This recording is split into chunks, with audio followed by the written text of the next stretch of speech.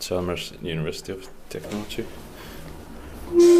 Skeppsgränd 2 in Gothenburg, Sweden, staircase L.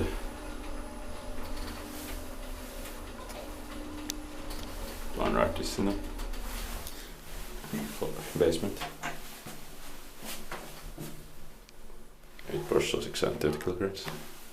Våning 0.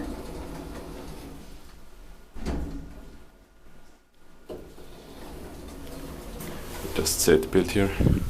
Serial number is 74NG or 8290.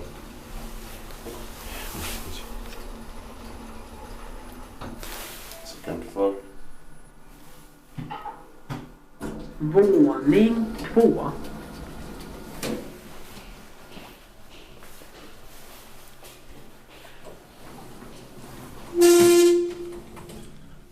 That's